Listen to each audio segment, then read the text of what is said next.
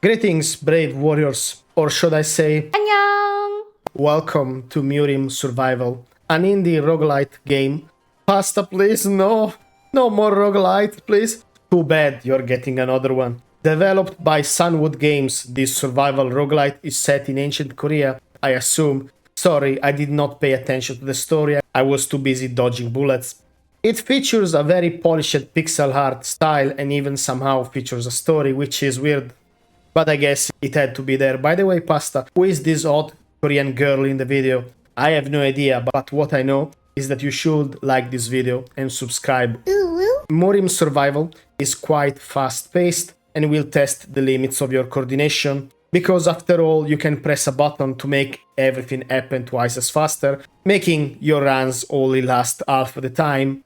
And this is how the game is intended to be played. Don't be a coward. It just launched in early access. The setting of this game is based in the ancient magical martial art realm established by the legendary master Mujin, which thrived for 500 years before descending into chaos.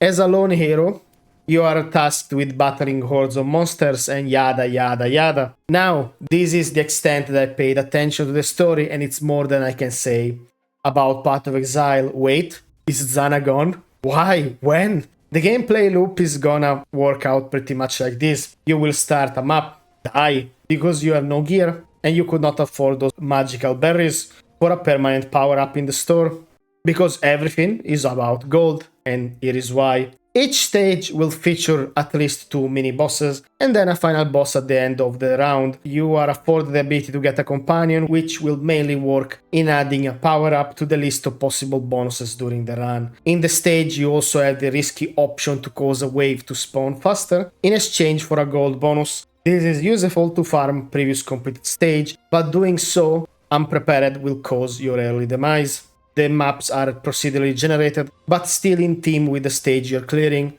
There is a good variety of power-ups that you need to unlock by studying ancient scrolls and recipes, like flying swords, Taoist fire, Dragon Balls, Thunderbolts can of course be combined with artifacts to unlock even more powerful versions, if you meet the requirements naturally. For the people that are bored by just running around, some of the powers actually require aiming, and there are even bonuses that make manual aiming even more powerful. For the rest, swords go brrr. How grindy is this game compared to other roguelites?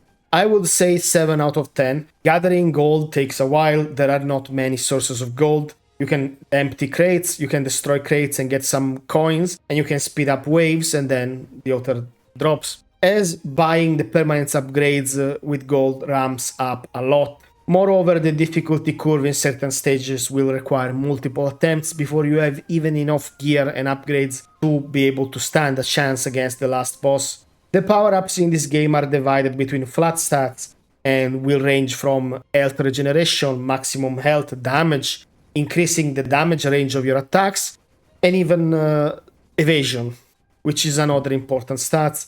Then you have your artifacts, which will drastically alter the way you play, offering bonuses with possible downsides. You will also need to be careful in selecting which artifact you pick, because as I said, you want to combine them with your active powers to evolve them. However, getting there will also require some balancing, because if you invest too much in defense early on, your damage will fall flat so much that mobs will just swarm you.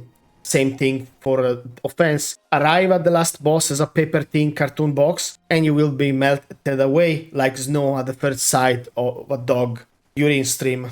The game will throw a relentless barrage of enemies at you, swordsmen, beasts, and other martial menaces, each requiring quick reflexes and different strategy to position yourself into safety. For an early access game, the mobs have a good variety. We go from summoners to spitworms that go underground, to bamboo crazed bosses, to dagger obsessed Naruto tryhards. All of these paired with the procedurally generated loot and unique traits. This created a dynamic experience where runs will feel very differently depending on the rolls on your gear. The addition of an easy mode is quite important in my opinion, because, well, not a lot of people have that much time to sink into a roguelite, especially if they are very grindy. So this is good just in case you want to chill. The downside of this, well, you can say goodbye to some Steve achievements on that save file. Is Murim Survival worth it? I liked it. The skills feel different than your usual stuff. And I like the Murim setting since I use it to read Breaker's new waves. However, difficulty curve is a bit too high in certain parts and that will probably scare a lot of players. Just go easy if you're getting melted. As all early access title, I advise that if you are looking for a finished product, it's just not there. If you want to support the studio, go ahead, the game has potential with the 2D pixel graphic style. Enemy design is also fairly menacing, and I also like the powers animations. Well, I already said this, but if you enjoyed this video, please like and subscribe for more inconsistent and degenerate content. Have a good one. See you.